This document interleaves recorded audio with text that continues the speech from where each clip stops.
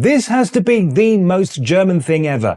In the city of Constance, there is now a humour bench. It's a bench with little signs on it giving you suggestions on how to brighten up your day. Suggestions like, write something funny in a diary, smile at the next 3 people you meet, and tell the person sitting next to you on this bench a joke with or without a punchline. The idea was conceived by graduates of a humour institute.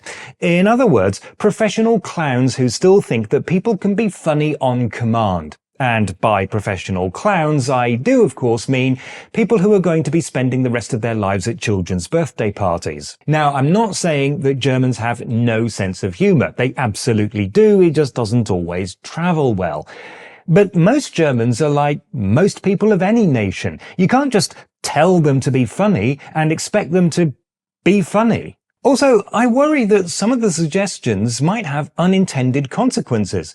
I expect there are a lot of young women who would be very startled if some middle-aged man they never met before just grinned at them. One of the suggestions is to giggle for 10 minutes.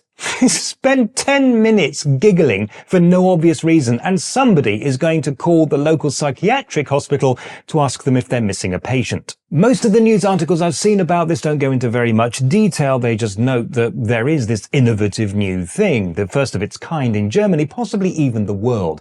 But I did find one local paper that took the trouble of having a reporter interview anyone who sat on or came near the bench. And the responses were very predictable.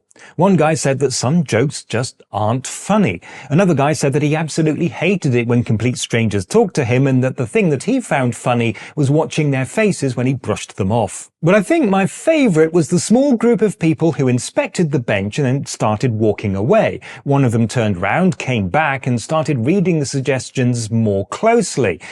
Turns out they were geocachers. They thought they'd found a clue. The thing is, as I mentioned earlier, I do find that Germans can be very funny.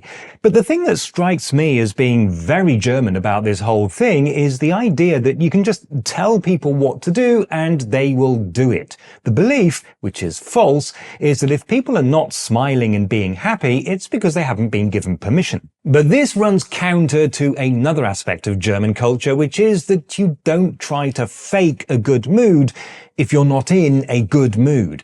All those grumpy shop assistants, they just don't see any reason to pretend to like their jobs. That's just being dishonest. And this, I think, explains the entire story. A bunch of idealistic entertainers think that people need to be educated on how to be happy. But the people they're trying to educate react by insisting that they can decide for themselves when they are to be happy. But there is something that is probably a common experience for everybody.